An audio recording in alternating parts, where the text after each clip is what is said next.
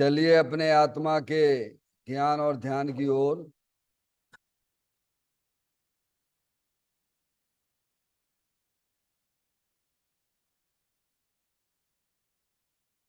अपने चंचल मन को एवं चंचल उपयोग को स्थिर करने के लिए जिनवाणी माता के माध्यम से अपनी वर्तमान ज्ञान की पर्याय में सम्यक भी ज्ञान उत्पन्न करते हुए शरीर शरीर से संबंधित जितने भी चेतन अचेतन पदार्थ हैं उनका मुझ भगवान आत्मा के साथ में किसी भी प्रकार का कोई संबंध नहीं है।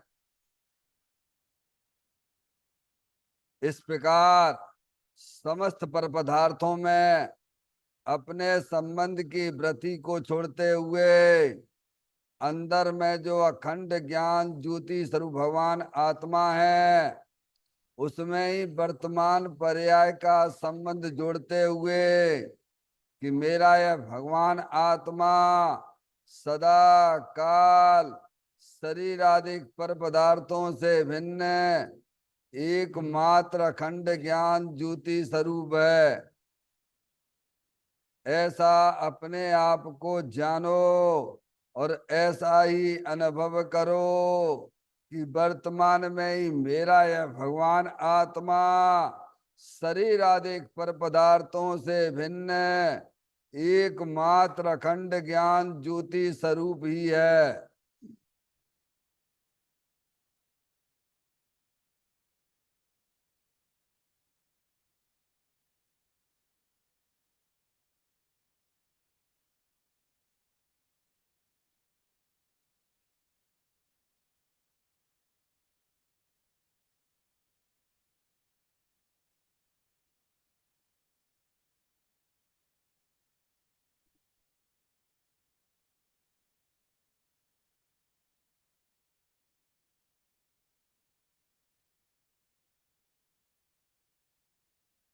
इसी प्रकार से संसार अवस्था में आत्मा की पर्याय में जो विविध प्रकार के पुण्य पाप के परिणाम दिखाई देते हैं वे समस्त परिणाम परद्रव्यों की लक्ष्य से होने वाले भाव हैं। वे हमारे आत्मा का स्वभाव नहीं है। ऐसे समस्त रागादिक परिणामों में एकत्व बुद्धि, ममत बुद्धि, कर्तत्व बुद्धि, भोक्तत्व बुद्धि तथा उन रागादिक परिणामों की ज्ञाता बुद्धि को भी छोड़ते हुए अंदर में जो एकमात्र अखंड ज्ञान ज्योति स्वरूप भगवान आत्मा है जो कि सदा काल शरीर रागादिक से भिन्न पूर्ण निराकुलता वाला है, सुख शांति के भंडार स्वरूप है। ऐसे ज्ञायक प्रभु परमात्मा को शरीर रागादिक से भिन्न होकर मैं तो तीनों काल पूर्ण निराकुलता स्वरूप भगवान आत्मा हूँ ऐसा अपने आप को जानो और ऐसा ही अनुभव करो कि वर्तमान में ही मेरा यह भगवान आत्मा शरीर रागादिक से भिन्न पूर्ण बीतराग आनंद मूर्ति स्वरूप है।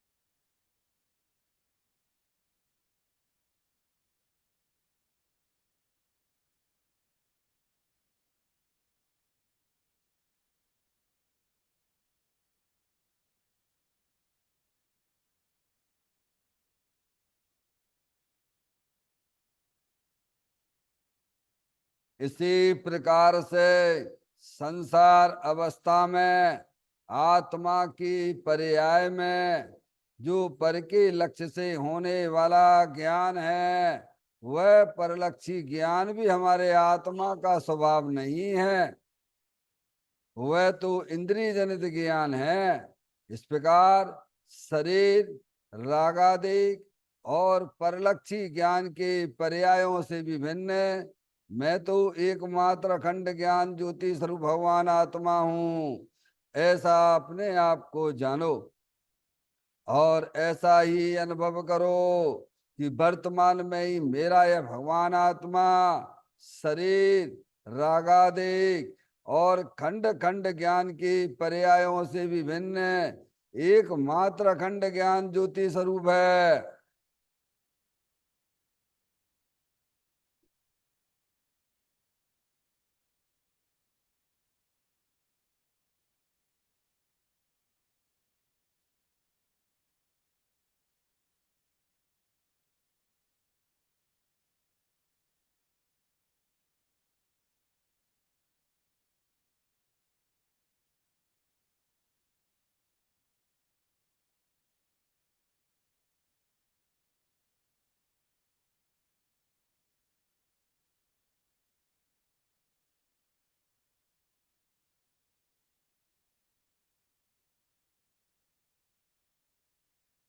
द्रव कर्म, भाव कर्म, नौ कर्म रहित शुद्धात्म स्वरूपो हम।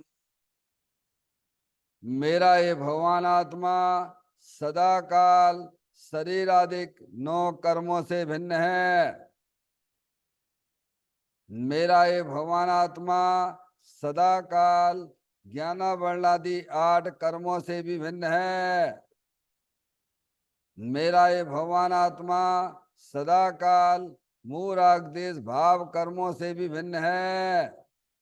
इस प्रकार द्रव कर्म, भाव कर्म, नौ कर्म तीनों कर्मों से रहित मैं तो एकमात्र परम पवित्र शुद्धात्म स्वरूप हूँ, ऐसा अपने आप को जानो और ऐसा ही अनुभव करो कि वर्तमान में ही मेरा यह भगवान आत्मा तीनों प्रकार के कर्मों से रहित एकमात्र परम पवित्र शुद्धात्म स्वरूप है।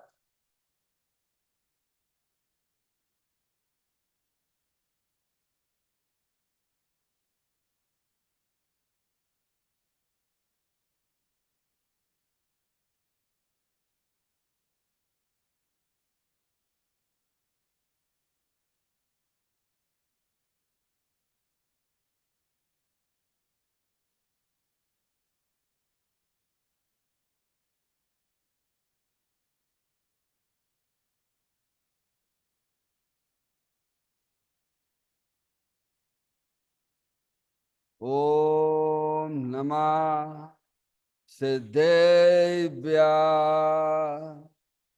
ओम नमः सिद्धेभ्य। ओम नमः सिद्धेभ्य। चिंतामणि सम स्वयं का चैतन्य तत्व महान है। निज का करूं मैं चिंतवन, निज का करूं श्रद्धान में। शोधा तुम्हारी देव है जो गुण अनंत निधान है। मैं स्वानुभव में देख लूं आत्मा स्वयं भगवान है। मैं स्वानुभव में देख लूं आत्मा स्वयं भगवान है। रिमल जान परिठिया कम कलंक डेवी, अपा लद्दऊ जैन परू ते पर मपड़ बेबी। सब कर्म मल्लिका नाश करवर, प्राप्त कर निज आत्मा। जो ले निर्मल ध्यान में नम कर निकल परमात्मा। सब नाश कर घन गाति अर हरे अंत पद को पा लिया। कर नमन उन जिन देव को यह काव्य पथ अपना लिया।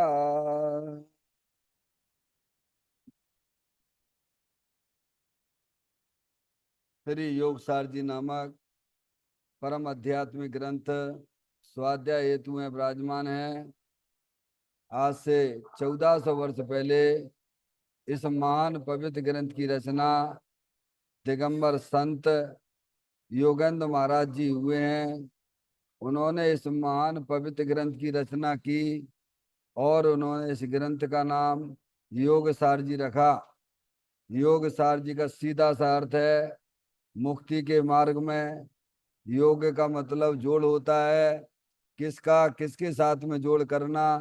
तो अरियंत परमात्मा कहते हैं कि अपनी वर्तमान सुत ज्ञान की पर्याय का अंदर में जो अपना त्रिकालिक ध्रुव भगवान आत्मा जो सदाकाल द्रव्य कर्म भाव कर्म नो कर्म से रहित एकमात्र अखंड ज्ञान ज्योति स्वरूप है।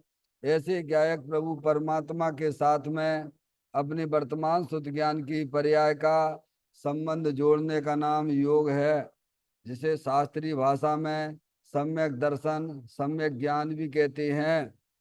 और उस चेतन भगवान आत्मा में ही अपनी वर्तमान पर्याय को मग्न कराना, लीन करना, स्थिर करना, उसे सार कहते हैं, यानी सम्यक चारित्र कहते हैं। तो योग सार क्या हो गया? सम्यक दर्शन, सम्यक ज्ञान, सम्यक चारित्र वाली निर्मल पर्याय, पवित्र पर्याय जो अपने आत्मा के आश्रय से प्रकट होती है, इसे यहाँ योग सार कहते हैं। और इसे ही अरियंत परमात्मा धर्म कहते हैं। समझ में आया भैया?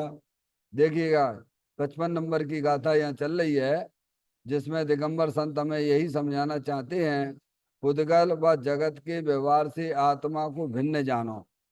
पुद्गल जो हमारे इंद्रिय ज्ञान का जो विषय बनता है वो सभी जो है पुद्गल है, समझ में आया? और जगत का व्यवहार है, जो अपने यहाँ व्यवहार की बात आती है कि व्यवहार जो है 4 प्रकार का बताया है, असद्भुत व्यवहार और सद्भुत व्यवहार, और उनके दो दो भेद कर देंगे तो 4 हो जाएंगे। उपचरित, अनुपचरित, असद्भुत, और उपचरित, अनुपचरित, सद्भुत। इनका जो विषय है जो आगम में बताया गया है, सब जो है कैसा में सब संसार की प्राप्ति कराने वाला है। ज्ञान करना जरूरी है, समझ में आया? जो व्यवहार है जगत, जो व्यवहार है 4 प्रकार का, उसका ज्ञान तो करना, पर उसे उपाधि ग्रहण नहीं करना। क्या कह रहे? उसकी दृष्टि नहीं करना, उसका आश्रय नहीं लेना। क्योंकि अगर ऐसा करोगे तो तुम्हें जो संसार की प्राप्ति होगी क्या होगी? ज्ञान सबका करना। आगम में जो 4 प्रकार के व्यवहार की बात आई है उसका ज्ञान करना, समझ आया? पर उसकी दृष्टि का निषेध किया गया। 12वें नंबर की गाथा समय सार जी में आचार्य कुंद कुंद देव ने कहा व्यवहार जाना हुआ प्रयोजनवान है। क्या है व्यवहार? आवाज थोड़ी आ रही है, कम आ रही है, तो देखो माइक देख लो क्या है। समझ में आया भैया?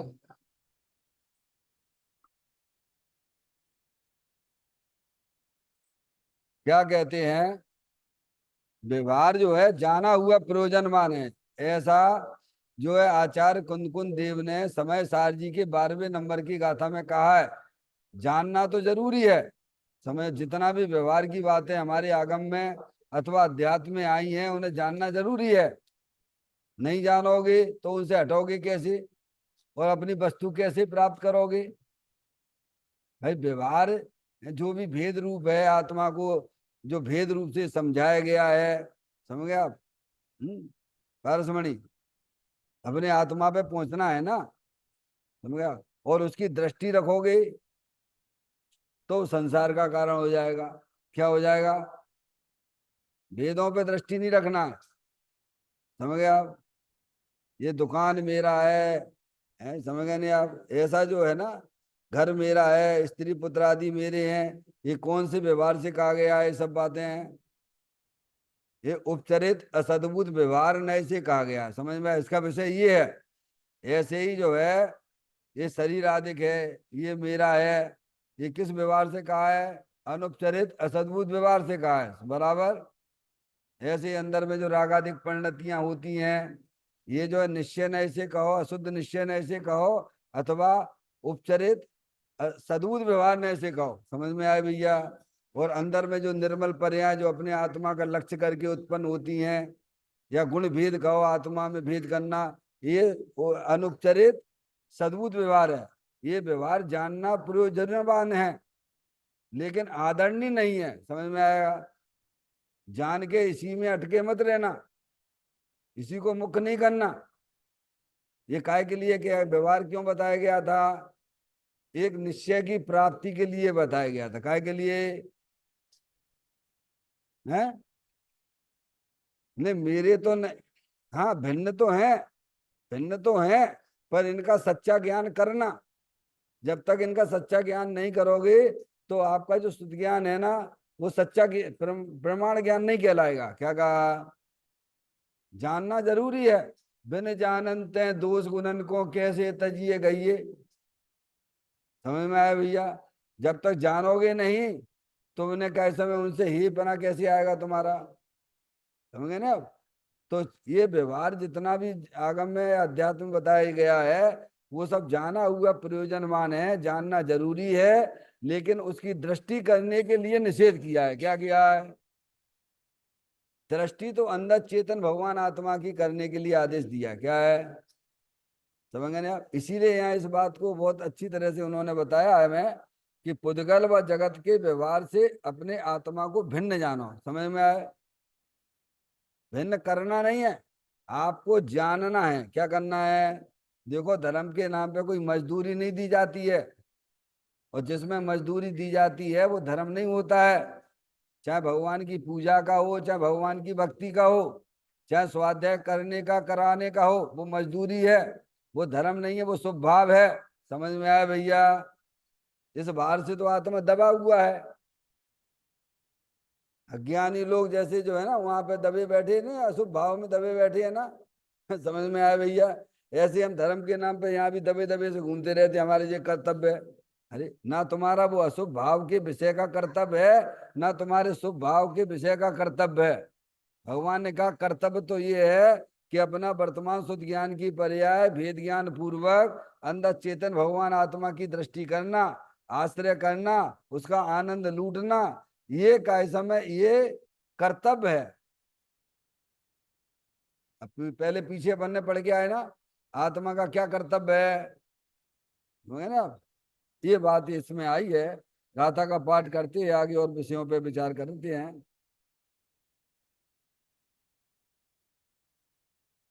जीव पुद्गल भिन्न है, अरो भिन्न सब व्यवहार है। यदि तजे पुद्गल गहे आत्म, सहज ही भव पार है। देखिए आप, सहज ही मुक्ति को प्राप्त हो जाता आत्मा, ये ऐसी बात इस गाथा में बताई गई है। अगर जो है तजे पुद्गल गए आत्म, क्या सहज ही मुक्ति मिल जाती है। समझ गए नहीं आप? जितने प्रकार का व्यवहार है वह सब ये है, छोड़ने लायक है, वह आदरणीय नहीं है। आदरणीय तो अपना चेतन भगवान आता, मुख्य करो उसको। किसको मुख्य करो? भाई आप स्वाध्याय के लिए आते हो, काय के लिए आते हो? अपनी आत्मा समझने के लिए आए थे, तो आत्मा को समझो ना भगवान। फिर समझ के क्या करना है? अपनी आत्मा की दृष्टि करो। अब प्रयोजन को भूल जाते हैं हम, बाकी बातों में लग जाते हैं, बाकी की बातों में। समझे नहीं आप? तो कहते हैं कि जो अपने आत्मा को ग्रहण करते हैं, अथवा अपनी शुद्ध ज्ञान की पर्याय में अपने चेतन भगवान आत्मा को मुख्य करते हैं, वे आत्माएं सहज ही 4 गति 84 लाख योनियों के परिवर्ण से छुट्टी उनको मिल जाती है। देखिएगा अगला पॉइंट।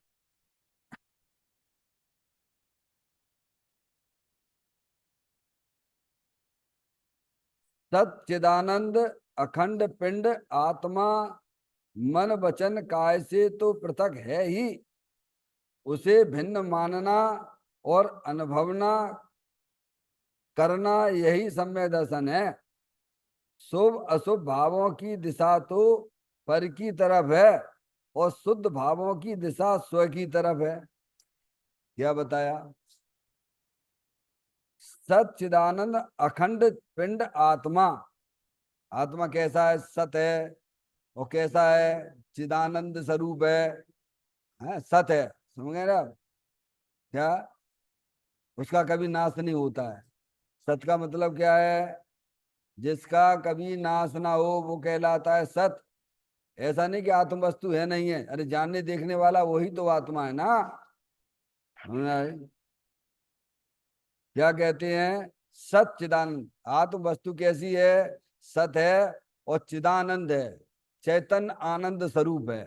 देखो, ये नहीं कहा, दुख रूप नहीं कहा है। आत्मा है, जानने देखने वाली वस्तु है, ये कहीं लिखा है दुख रूप है। और हम अपने आप को कैसा अनुभव करते हैं? बोलो, अनुभव कैसा करना चाहिए? अगर तुम आत्मा हो तो तुम्हें कैसा अनुभव करना चाहिए था? और कर कैसे रहे हो? कि मैं तो शरीर वाला हूँ, मैं तो कर्म वाला हूँ, मैं तो रागी वाला हूँ, मैं तो दुखी हूँ। ये तो सब संसार वाले संसारी जीव अनुभव करते हैं। अगर यही वास्तव में सही होता तो सभी जीव आज सिद्धालय पे विराजमान होते, निगोदिया तक भी पहुंच जाते वहां जाके। क्या कह रहे हैं? शरीर रूप अनुभव करना, रागादिक दुख रूप अनुभव करना, ये आत्मा का कर्म नहीं है भगवान। अगर इसे आप कर्म कहोगे अथवा धर्म कहोगे तो जितने भी जीव संसारी जीव है ना, सब अपने आप को शरीर रूपी अनुभव कर रहे हैं, सब अपने आप को दुख रूपी अनुभव करते हैं। समझ में आया? तो हमें अनुभव कैसा करना चाहिए? जैसी वस्तु है वैसा अनुभव करो। कहीं गलती दिख रही है पर्याय में? अपने जीवन में देखो कि हम कैसा अपने आप को देखते हैं। 24 घंटा में देखो, देखो क्या भगवान कहते ऐसा देखो, सच्चिदानंद स्वरूप देखिए। मेरी सत्ता है, जानने देखने वाली है और आनंद से बनी हुई है। कैसे? जैसे पुद्गल काय से बना है? पुद्गल चेतन से बना है क्या? जड़ से बना है ना। जड़ भावे जड़ परिणमे, चेतन चेतन रूप, कोई कोई पलटे नहीं, छोड़ अपनो स्वभाव। कोई स्वभाव छोड़ रहा हो दुनिया में क्या? बताइए आप, दुनिया में ऐसी कोई वस्तु है क्या वो अपना स्वभाव छोड़ रही है? एक आध बता दो भैया, आप यहाँ पे बता दो मेरे को। हैं? तो कहते आत्म वस्तु हरियंत परमात्मा ने ऐसे देखी, सच्चिदानंद स्वरूप है, उसकी अस्थि है, उसका कभी नाश नहीं होता है, समय मौजूद हर समय रहता है। और कैसा है? चिदानंद स्वरूप है, अतीन्द्रिय आनंद स्वरूप है, सुख शांति के भंडार स्वरूप वस्तु है। जैसी है वैसा ज्ञान करो, वैसा श्रद्धान करो, तो अभी पर्याय में तुम्हारे हमारे सब के अतीन्द्रिय आनंद प्रकट हो जाए। क्या? पर तुम्हें चाहिए कि नहीं चाहिए ऐसो आनंद? नहीं चाहिए तो यहाँ आने की जरूरत ही नहीं, भगवान के पास आने की। तुम वैसे ही बिना वैसे ही घूम रहे हो। समझ गया? आत्मा को भूले के तो घूम रहे हो और चाहते जरूर हो कि हे भगवान मेरी पर्याय में दुख नहीं हो, हे पर्याय में दुख ना हो, हे भगवान मुझे रुपया पैसा मिल जाए, हे भगवान बढ़िया बढ़िया संयोग मिले। भिखारियों की तरह खड़े रहते भगवान के सामने। समझ में आया भैया? भगवान कहते हैं तुम भगवान हो, तुम अनंत शक्तियों से भरेले हो, तुम आनंद स्वरूप वस्तु हो, तुम अपने आप को अतीन्द्रिय आनंद स्वरूप देखो, अनुभव करो। क्या? बड़ी दिक्कत आती है। दिक्कत इसीलिए आती है क्योंकि हमारे पास ज्ञान ही नहीं है। ज्ञानियों के पास में वस्तु स्वरूप का ज्ञान है तो वो अनुभव करते रहते, वेदानंद लेते रहते हैं। और हम भी यहाँ जनवाणी माता के द्वारा ज्ञान कर लें तो बस बल्ले बल्ले हो जाए यहीं बैठे बैठे। तुम्हें कहीं नहीं जाना पड़ेगा आनंद के लिए, क्यों? आनंद स्वरूप वस्तु तो यहीं पे विराजमान है, शरीर के अंदर है। समय राग के पीछे, दुख रूपी पर्याय के पीछे हर समय विराजमान है। कहते हैं सच्चिदानंद अखंड पिंड आत्मा। देखिए पहले वस्तु स्वरूप बताई कि वो चेतन आत्म वस्तु है। कैसी है? उसका कभी नाश नहीं होता है, वह आनंद स्वरूप वस्तु है और अखंड है, कभी वह खंड खंड होती ही नहीं है। कैसी है आत्म वस्तु? चाहे कैसा अंदर में रागादिक पंडितियां तो भी खंड खंड नहीं होती है। अरे शरीर के जो कई प्रकार के शरीर मिले अनादिकाल से हमें आपको, समझ में आया, अनंत काल से रह रहे हो ना, तब भी अपने आत्मा का कुछ भी ना बिगड़ा है, कोई खंड खंड नहीं हो गया है। कोई शरीर रूप हो तो खंड खंड हो ना, आत्मा का शरीर रूप हो तो खंड खंड हो गया ना। अरे आत्मा रागादिक पंडितियां जो हर समय नई नई उत्पन्न होती संसार अवस्था में होती हैं, समझ में आया, उन रूप भी अपना भगवान आत्मा नहीं होता है। ऐसा भगवान आत्मा दे देवल में विराजमान है, उसकी बात यहाँ चलती है। समझ में आया भैया? कहते हैं सच्चिदानंद अखंड पिंड, क्या है? अनंत शक्तियों से भरे लो, गोडाउन है। गुरुदेव श्री क्या कहते थे? हैं, अनंत गुणों का गोडाउन, अनंत शक्तियों का भरेलो भगवान आत्मा। समझिए? बोलो सिद्ध परमात्मा अपने आप कैसे देख रहे होंगे? अरिहंत परमात्मा कैसे देखते होंगे? साधु परमेष्ठी अपने आप को कैसा देखते होंगे? समय दृष्टि कैसा देखता होगा? तो हमें भी कैसे देखना पड़ेगा? बोलो भैया, जैसा वस्तु स्वरूप बताए वैसा देखना पड़ेगा। समझ में आया भैया? अगर वर्तमान पर्याय में सुखरूप वर्णन करना है तो जैसा जनेन्द्र परमात्मा ने आत्मा का स्वरूप बताया है वैसा ज्ञान करो और वैसा श्रद्धान करो। अरे मैं तो सच्चिदानंद स्वरूप भगवान आत्मा हूं, मैं राग को छूता तक नहीं हूं। समझ में आया भैया? राग ऊपर ही ऊपर रहता है, ऊपर ही ऊपर। इसीलिए राग की दृष्टि छोड़ो, राग का ज्ञान तो करो। क्या? राग का ज्ञान करने के लिए बात तो आई है, पर दृष्टि करने के लिए नहीं आई है। समझ में आए भैया? तो कहते हैं सच्चिदानंद अखंड पिंड है, अनंत शक्तियों से भरा है, आनंद का गोला। कैसा? अखंड पिंड, हर समय उपस्थित, हर समय उपस्थित है, हाजरा हजूर। जैसे बहन श्री कहती है हाजरा हजूर भगवान आत्मा। क्या? भगवान के दर्शन करने के लिए तो आपको जो है समय समय पे आना पड़ेगा। क्या कह रहे हैं?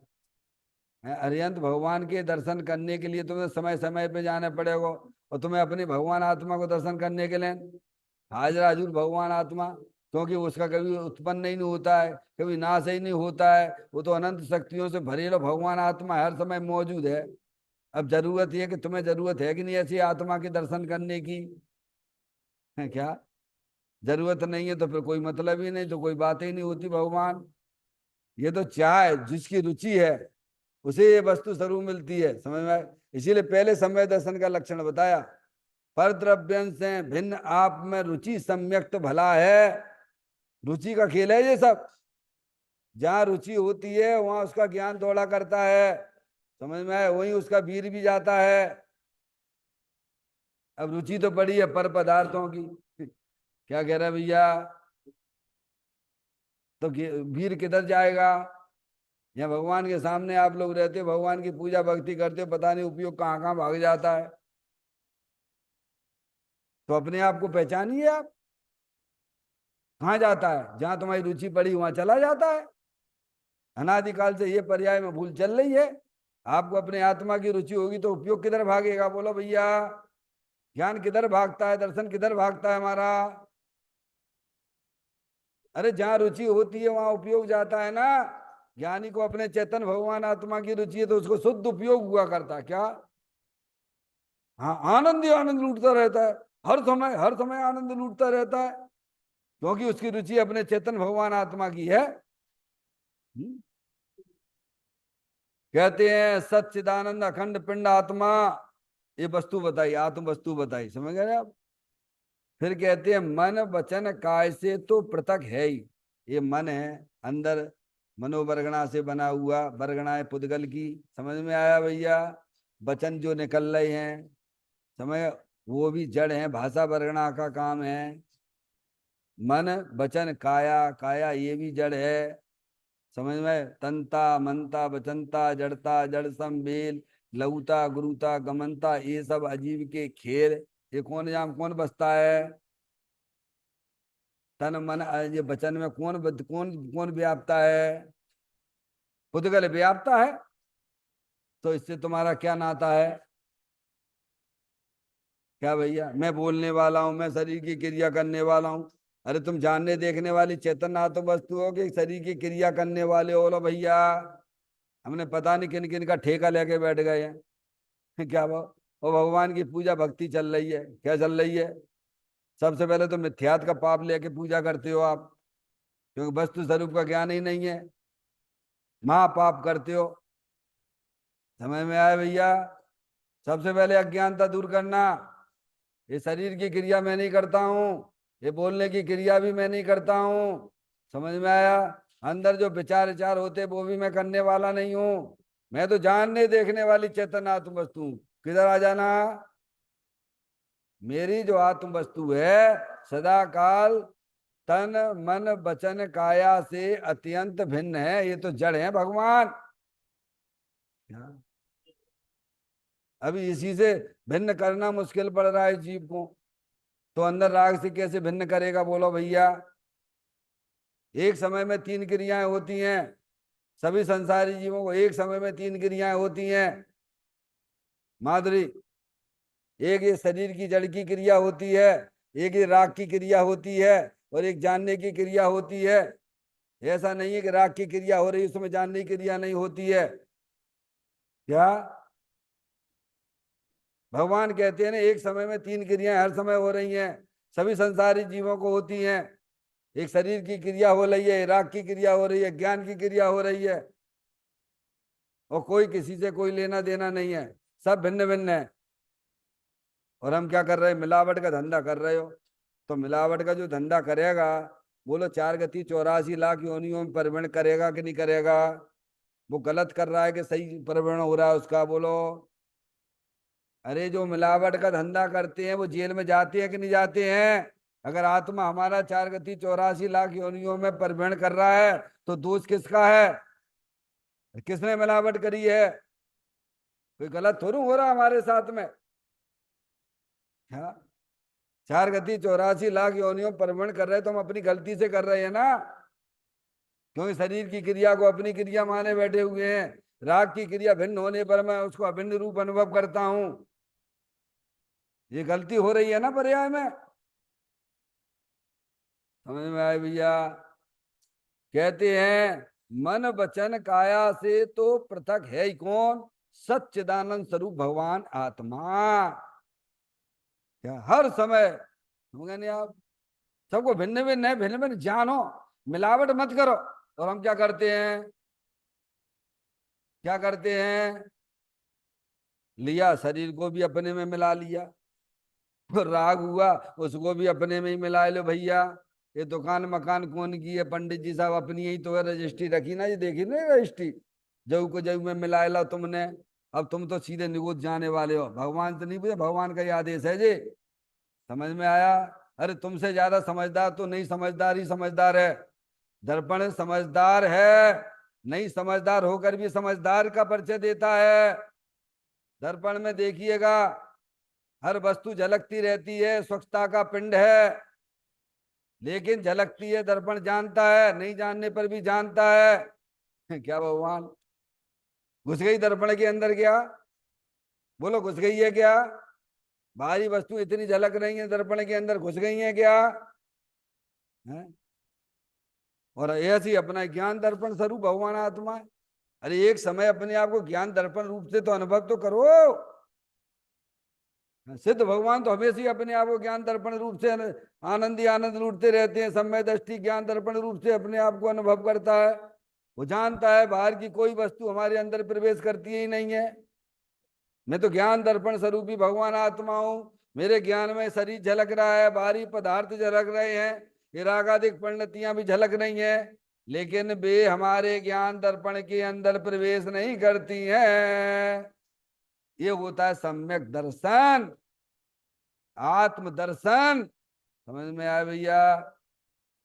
कहते हैं मन वचन काय से तो पृथक है ही, उसे भिन्न मानना और अनुभव करना, यही सम्यक दर्शन है। क्या है सम्यक दर्शन? बोलो अपनी आत्मा का दर्शन कैसे करोगे भैया? मिला के अनुभव करोगे तो संसार में मिथ्यात का पाप लेके प्रवण करना पड़ेगा।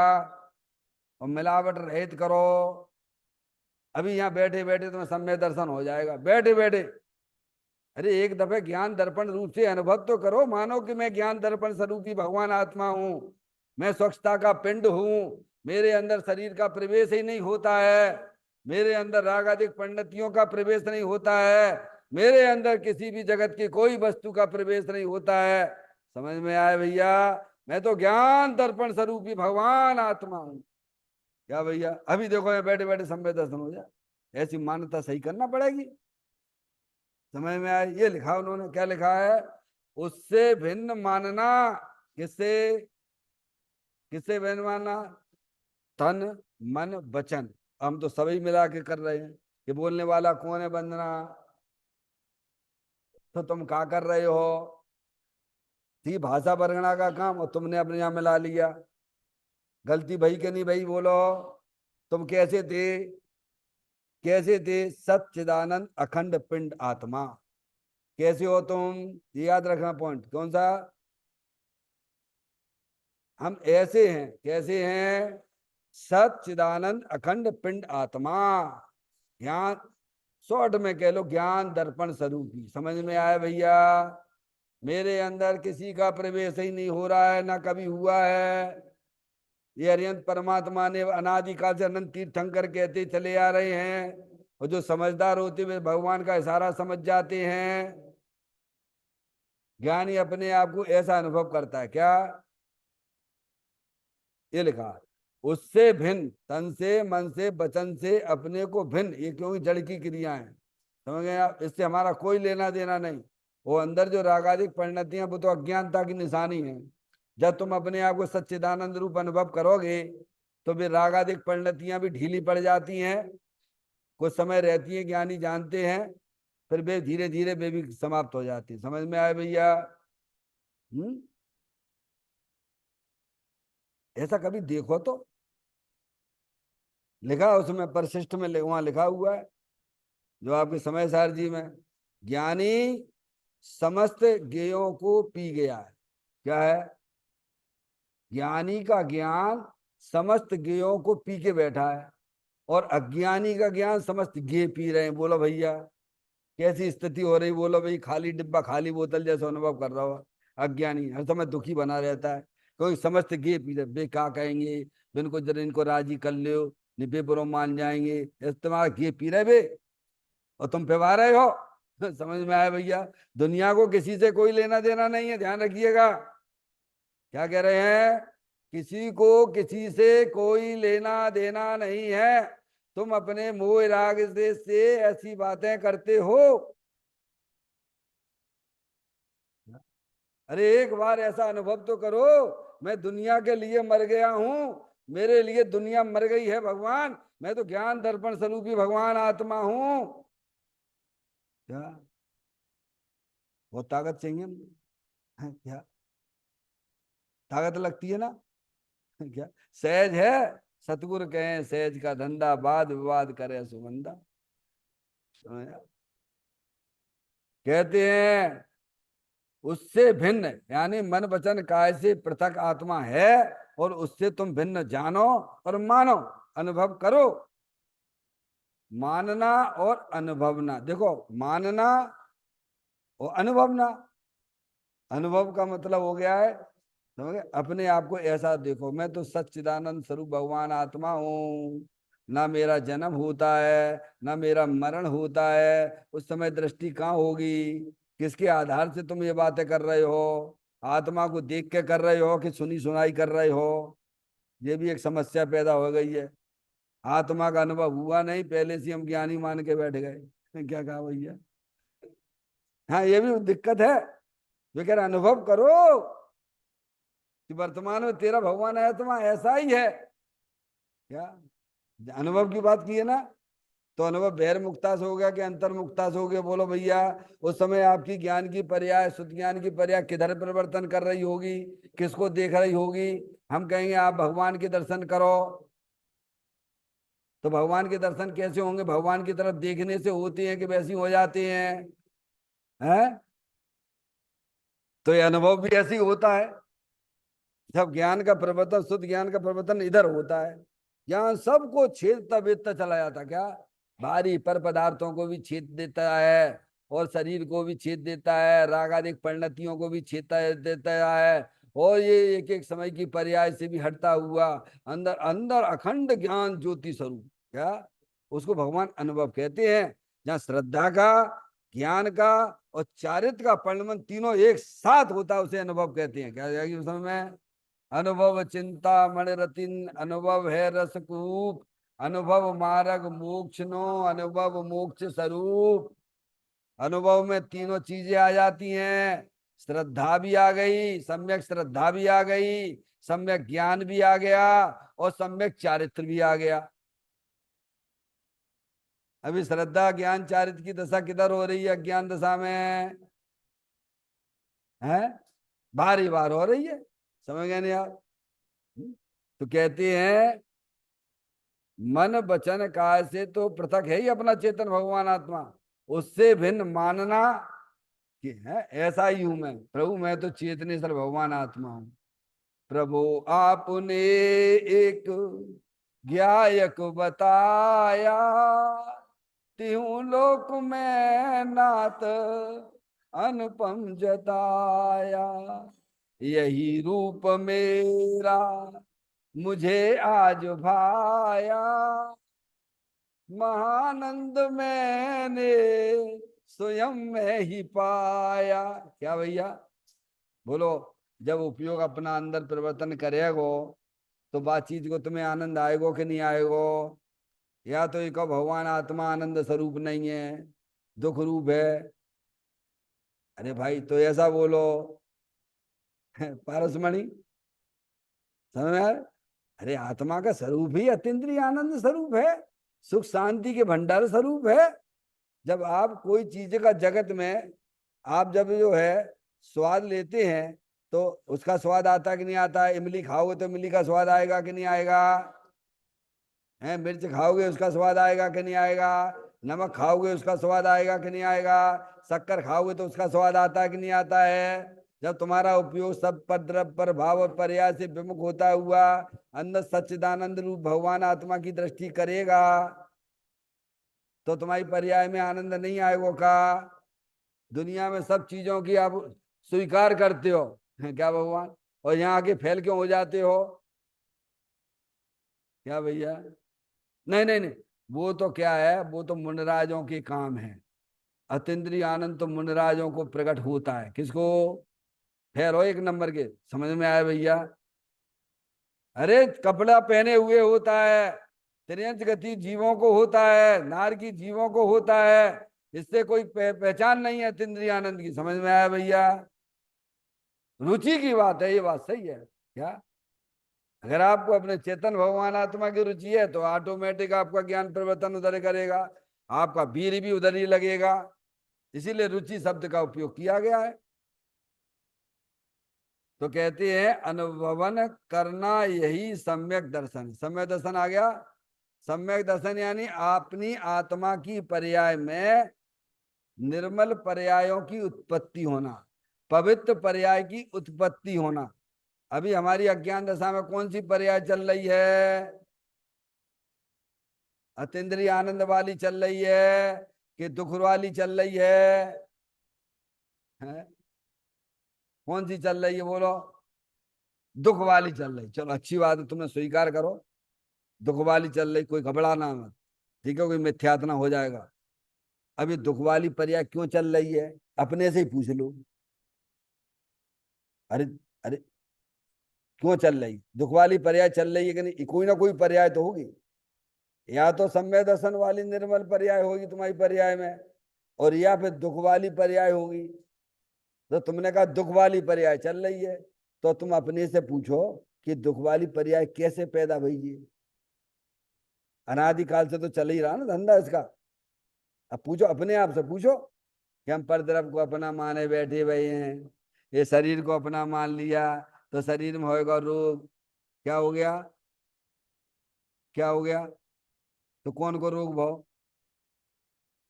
क्यों? सनत कुमार मुनराज थे, 700 वर्ष तक उनके शरीर में रोग था, तो उनको कोई तकलीफ थी क्या? बोलो। है, उनकी चर्चा कैसी चलती थी वहां पर? इंद्रों के भी देवों के बीच में। पारसमणि, श्रद्धा ज्ञान देखना तो उनका देखो, सनत कुमार मुंडराज का।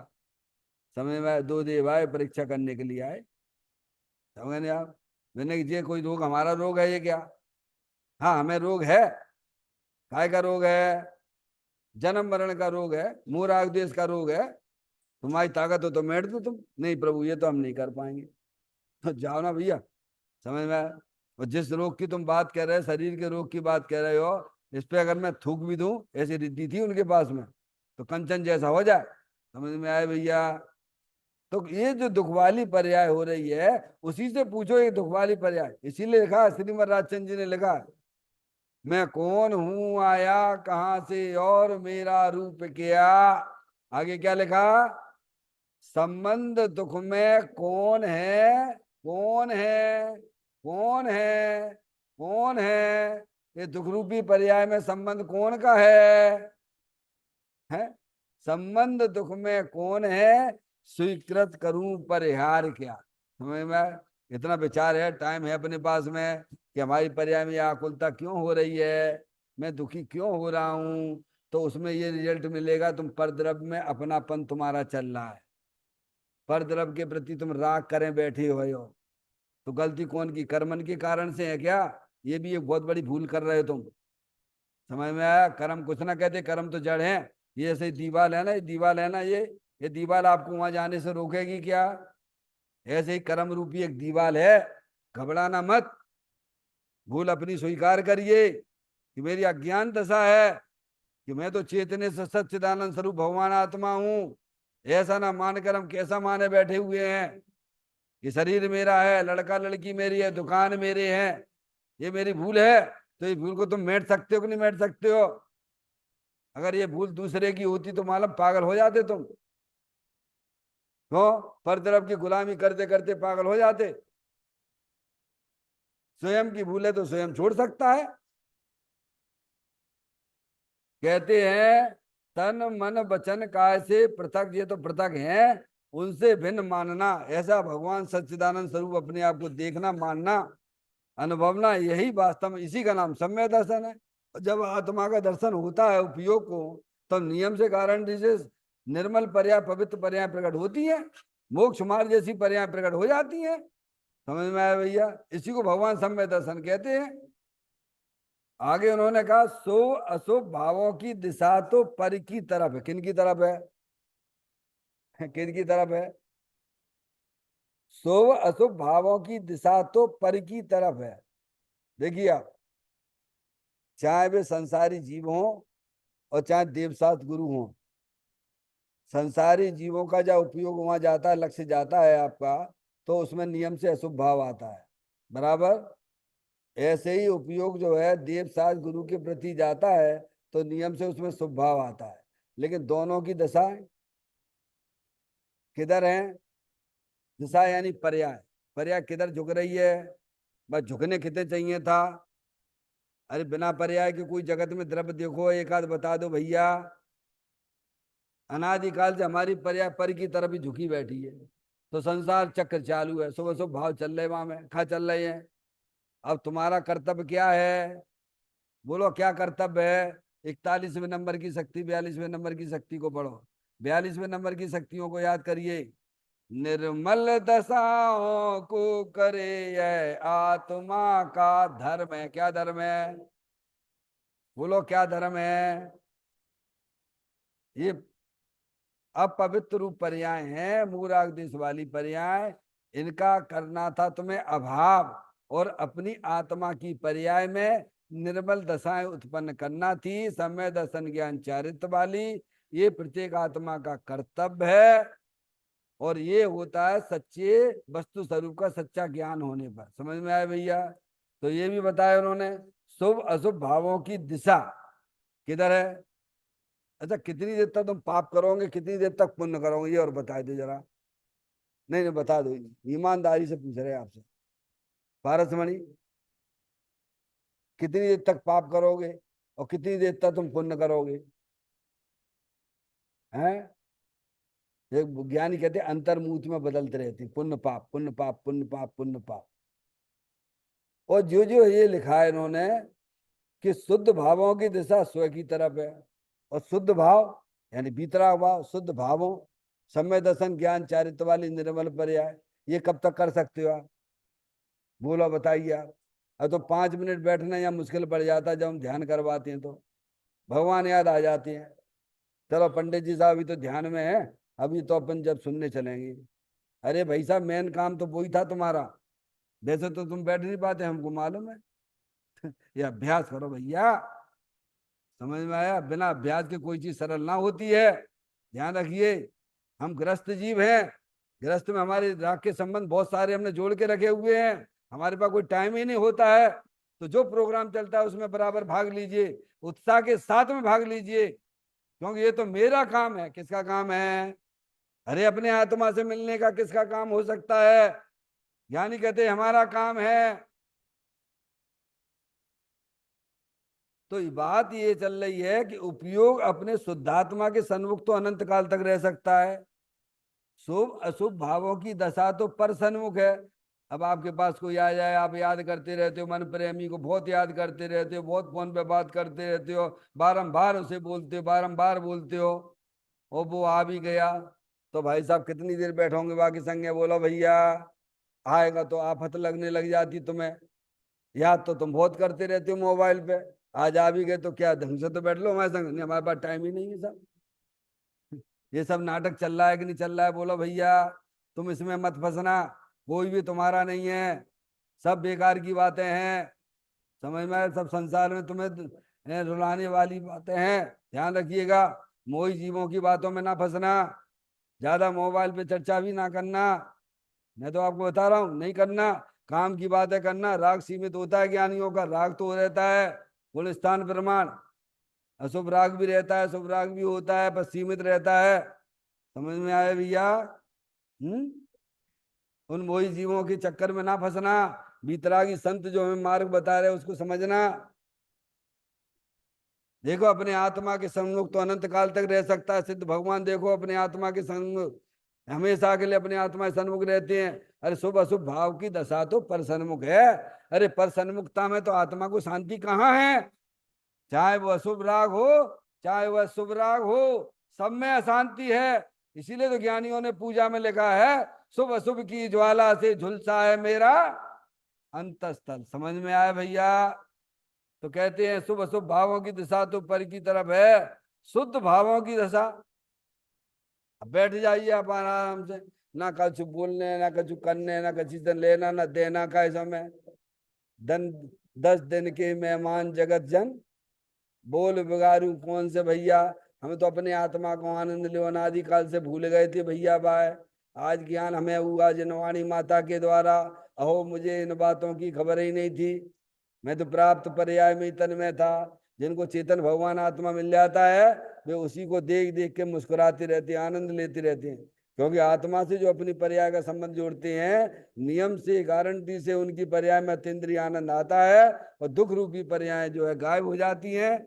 इसीलिए स्व सन्मुखता हमें हमारा आपका एक कर्तव्य होना चाहिए।